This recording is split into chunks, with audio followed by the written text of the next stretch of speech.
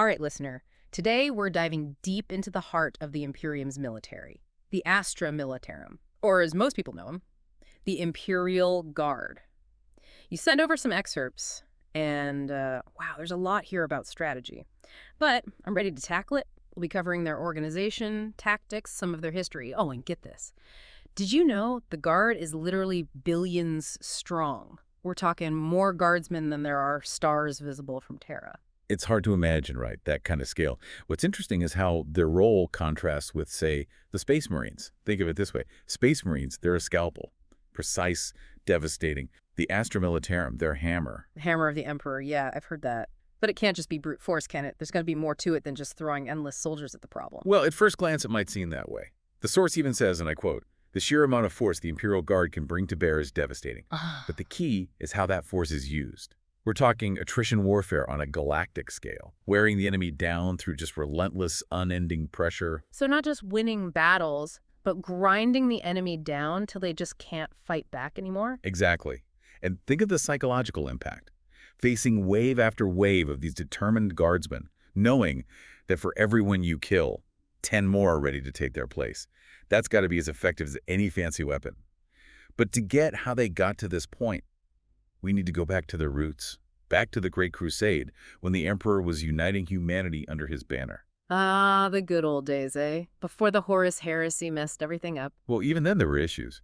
The Space Marines, as amazing as they are, they just weren't enough. To keep the Great Crusade going, they needed more manpower, more boots on the ground, and that's where the Imperial Army comes in, the precursor to the Astra Militarum. Hold on, so you're saying the Imperial Guard weren't always the main fighting force? They were like, what, the opening act for the Space Marines? Exactly. Surprising, isn't it? Mostly they were stuck with garrison duty, holding territory, supporting the Space Marines' big offensives.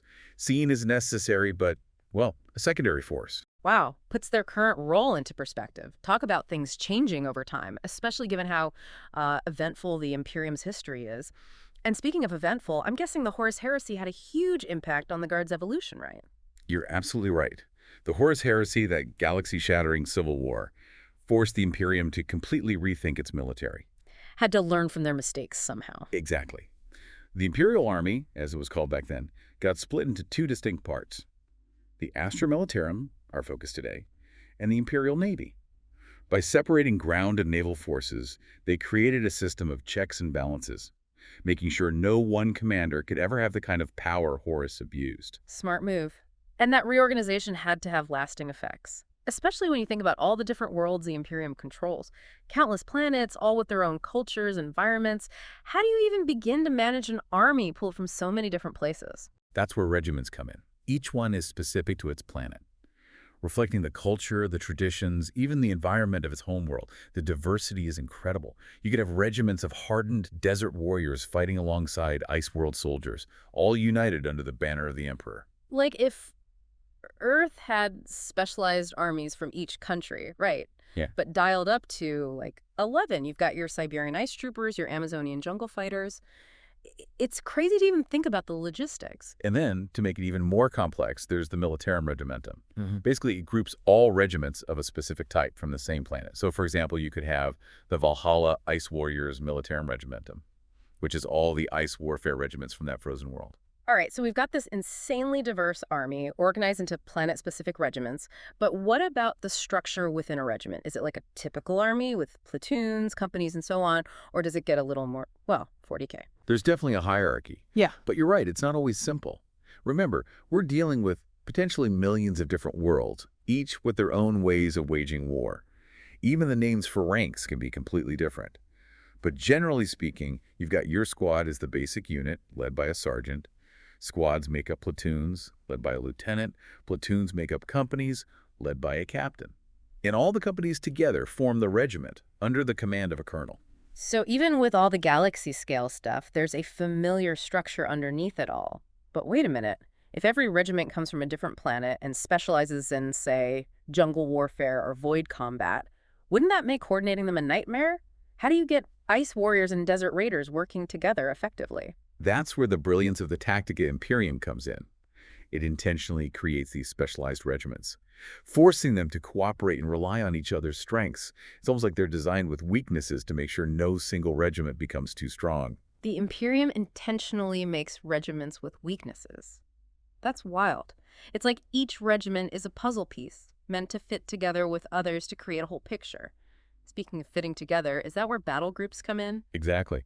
A battle group is a combined arms force, pulling units from different regiments, and that's where the adaptability really shines. Let's say you're fighting in a jungle. You might have a battle group made up of Valhallan ice warriors for heavy weapons, Kadashan jungle fighters leading the charge through the undergrowth, and maybe some Tellarn desert raiders using their speed to outflank the enemy. So they can tailor the makeup of a battle group to fit the mission, huh? That's pretty clever. The source mentions sentinels, those little walker things, being used in jungles alongside light infantry. You can just imagine those things zipping through the trees, supporting the troops on the ground. Really shows how the Astra Militarum can adapt to just about any environment. And that adaptability is key. The Imperium faces threats all over the galaxy. From frozen wastelands to fiery volcanic worlds, the Guard has to be ready for anything. Okay, so we've got squads forming platoons, platoons forming companies, companies forming regiments, and regiments combining into battle groups. It feels like there's more, right? What about when you need more than just a battle group, like those massive campaigns across whole star systems? Then you're talking about army groups. A force so big it's almost impossible to grasp. Imagine this. Multiple battle groups all together, maybe hundreds of regiments from across the galaxy, all coordinated under a single high command. That's enough to conquer entire planets, even star systems. The logistics alone must be insane. Regiments coming from all over the place, maybe delayed by warp travel. It's a wonder the Imperium can even pull it off. Just picture it. The chaos, the sheer number of transports pouring out of the warp, regiments landing all over some war-torn planet. It's enough to make your head spin. But that seems to be a recurring theme with the Astra Militarum, doesn't it? Overwhelming force, never giving up, and adapting to whatever they face. Yeah, it really speaks to their ability to think on their feet and make things work. And speaking of making things work, one of the coolest things about the Astra Militarum is how they deploy these army groups. Oh, you got me hooked. Give me the rundown. What kind of strategic chaos can an Astra Militarum army group unleash? Imagine, right, a vast plain just trembling under the weight of hundreds of Lemon Russ battle tanks. Their guns are blazing as like a symphony of destruction as they roll forward. And above them, you've got Valkyries and Marauders screaming across the sky, dropping fire from above, while artillery batteries just pound the enemy positions from miles away. And leading the charge, right? Wave after wave of Imperial Guardsmen, pouring out of Chimera transports, maybe dug in trenches, their las guns blazing as they fix bayonets for the final assault. It's both awe-inspiring and kind of terrifying, right? A true testament to the Astra Militarum as the hammer of the Emperor. Definitely a sight to behold. We've covered a lot about the Guard so far. Any key takeaways you think the listener should keep in mind? Absolutely. First off, the sheer scale is, well, almost impossible to overstate. We're talking billions of soldiers from countless planets, all fighting to keep humanity alive. And it's not like they're just sitting around waiting for something to happen, right? They're constantly fighting in countless conflicts across the galaxy. Exactly. The Astra Militarum highlights both the Imperium's strength, but also the constant threats they face. The second thing to remember is how diverse those regiments are. Each one's like a mini version of its homeworld, with unique cultures, traditions, ways of fighting. Makes you wonder about their stories, doesn't it? What kind of world produces those crazy Kadashan jungle fighters, or the stoic Valhallan ice warriors? What happens when a regiment from a feudal world meets one from a high-tech hive city? It's those clashes that make the Astra Militarum so fascinating. And lastly, we can't forget about their adaptability. The Tactica Imperium, with its focus on specialized regiments and combining different arms and tactics, it lets them face any enemy, anywhere. Sounds like a well-oiled machine, even with all those billions of moving parts. We've been focused on the regiments and their specialties, but what about the individual soldiers themselves? Who are these people that make up the rank and file of the Astra Militarum? That's important, because it's easy to get lost in the big picture and forget about the human element. Remember, these are just ordinary people from all walks of life thrown into extraordinary circumstances. They're not genetically engineered super soldiers like the Space Marines. We're talking bakers, farmers, shopkeepers, from a million worlds, all called upon to defend their homes and families. Imagine you're a young conscript, fresh off a hive world, packed into a transport, hurtling through the warp, towards a war zone you can't even comprehend. Sounds terrifying. No wonder the source talks about discipline and morale being so important in the Astra Militarum. With that kind of pressure, you need something to keep those soldiers going, keep them fighting. And that's where the Commissar comes in. They're the living embodiment of the Imperium's will. They maintain order, enforce discipline, and inspire courage, even against impossible odds. The Commissar, huh? That's a title that definitely has some strong feelings attached to it, but from what I've read, they're not just about blind obedience and executions. They're also responsible for the well-being of their troops, making sure they have supplies and equipment. Right. A good Commissar knows their troops are more than just cogs in a machine. They're individuals with fears and hopes and dreams. It's the Commissar's job to harness those emotions, to turn them into unwavering loyalty to the Emperor and the Imperium. Sounds like a tough balancing act, eh? Inspiring loyalty while enforcing discipline, caring for your troops while pushing them to their absolute limits. Not a job I'd want. It's definitely a difficult role, no doubt about it, especially when you consider the Astra Militarum's enemies. This isn't your typical war, you know. These soldiers face things beyond our comprehension. Orcs, Tyranids, Chaos Daemons, creatures that would make anyone question their sanity. Really makes you appreciate those guardsmen, doesn't it? Knowing they face those odds day after day and still hold the line. They may not get the glory the Space Marines do, but they're the ones holding the Imperium together. Unsung heroes, really. The foundation the Emperor's dominion rests on. Without the Astra Militarum, the Imperium would crumble. Makes you think, doesn't it? The fate of humanity rests on these ordinary men and women, armed with basically faith, courage, and a lasgun. Speaking of which, you don't conquer a galaxy with willpower alone, right? What kind of tech and weapons does the Guard use to get the job done? Well, unlike those Space Marines with their fancy power armor and weaponry, the Astra Militarum takes a more pragmatic approach, you could say. Pragmatic, you mean mass-produced, easy to fix, and readily available. Exactly. The Imperium is huge, resources are limited, and we're talking about equipping billions of soldiers. You need something dependable, something you can make a lot of, quickly. So no plasma rifles or power swords for these guys? Not usually. Yeah. Some special units might have access to more advanced stuff, but for your average guardsman, their best friend is the lasgun. The lasgun. It's almost as iconic as the bolter, isn't it? You see those things everywhere in depictions of the Imperial Guard. What makes it so special? What makes it so effective? It's all about simplicity and dependability. Basically, it's a laser rifle, powered by a standardized power pack. Easy to use, easy to fix, and it packs a punch against most enemies. A guardsman from one regiment could use a power pack from a completely different one without any problem. Yeah, that's super important, especially considering how chaotic deployments can be. Imagine a battle group formed from several different regiments, all needing to share ammo and supplies. Having things standardized is critical. Makes total sense. Don't want a soldier fumbling with incompatible gear in the middle of a firefight.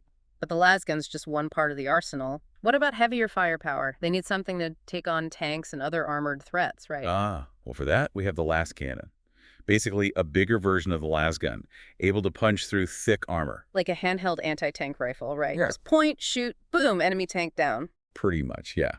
Las cannon teams are vital to any guard force. They provide the firepower needed to break through defenses and take out heavy targets. And speaking of heavy targets, can't forget about the Astra Militarum's own vehicles, the tanks and transports that give them the mobility and punch they need on the battlefield. Right. It's not all infantry charges, no matter how brave those guardsmen are. They need some serious hardware to go toe-to-toe with the interesting things the galaxy throws at them. So what are we talking about here? When it comes to armored might, the Lehman Russ battle tank is the workhorse of the Imperial Guard. The Lehman Russ. It's got that classic look, you know, like utilitarian but tough. What makes it so reliable and versatile? Modularity. The Lehman Russ chassis can be adapted for tons of different roles. You've got your standard battle tank, but also variants like the Demolisher, armed with a massive siege cannon for cracking open fortifications, or the Exterminator, loaded with heavy bolters for tearing through infantry. So like a Swiss Army knife of tanks, you can customize it for any situation. Exactly. That versatility is crucial to how the Astra Militarum operates. They need to be able to handle any threat in any environment, and the Lehman Russ lets them do that. But tanks are only part of the picture, right? What about getting troops to the front lines? And air support. Can't just rely on tanks to do everything. Of course not. For troop transport, there's the Chimera. It's an armored personnel carrier that can haul a squad of guardsmen right into the thick of it, while also providing fire support with its multi-laser and heavy bolter turrets. The Chimera is kind of like the unsung hero of the Astra Militarum, you know? Gets the troops where they need to be, keeps them safe, and lets them unleash hell when they get there. Super important part of their tactics. And for air support, the Imperial Guard depends on the Imperial Navy's Aeronautica Imperialis. We're talking Valkyries for moving troops, Marauders for close air support, Thunderbolts for bombing runs. All right, so we've got the lasgun for basic infantry, the lascannon for taking out tough targets, the Leman Russ for tank battles, the Chimera for transport, and air support from the Aeronautica Imperialis.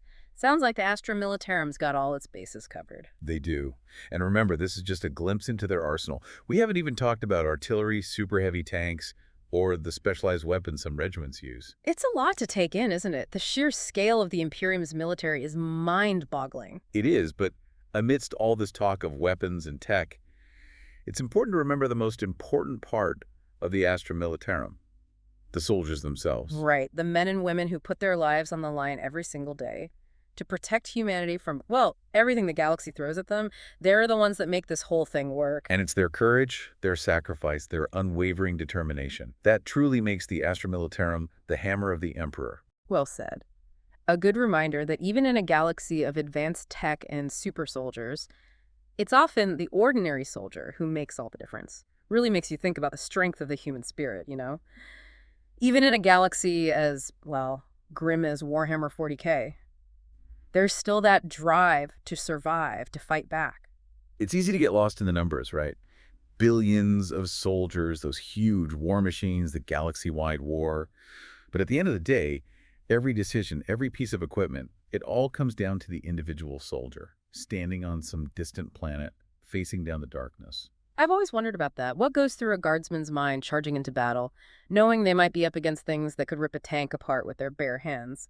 It's gotta be more than just following orders. You're right, it goes beyond that. It's about faith. Not just in the Emperor, although that's certainly part of it, is faith in their fellow soldiers, faith in their training, faith in the whole idea of the Imperium they're defending. So it's like the shared belief system, a sense of purpose that helps them keep going, even when all hope seems lost. Exactly. They're fighting for something bigger than themselves, something that gives their lives meaning in a galaxy that often seems to lack it. And that shared purpose, it lets them do incredible things, overcome odds that would crush any other army. It makes the Astra Militarum more than just soldiers, more than just a military force. It makes them, well, a force of nature. An unbreakable wall against the tide of chaos, huh? Powerful imagery there. We've talked about their role as the hammer of the Emperor, their incredibly diverse regiments, the discipline they have, and sacrifices they make every day. What would you say is the most important thing our listeners should take away from this deep dive into the Astra Militarum? The Astra Militarum isn't just an army. It's a reflection of humanity itself, all its strengths and weaknesses, triumphs and tragedies. It embodies that unyielding human spirit. It's a powerful reminder that even in the darkest parts of the galaxy, hope endures, courage perseveres, and the fight for survival never really ends. That's a great way to put it. And it's that human element that makes the Astra Militarum so compelling, so relatable, right?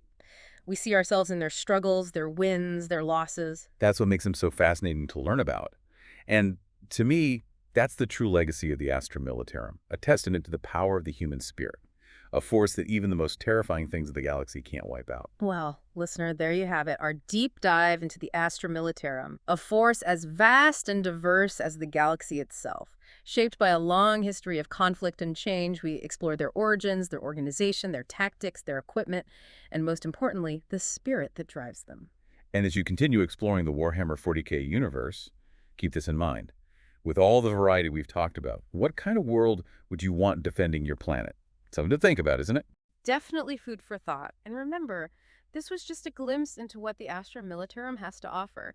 There's a whole galaxy of lore and stories out there waiting to be discovered. So keep that curiosity burning, keep seeking knowledge, and join us next time for another deep dive. Until then, stay curious, listener.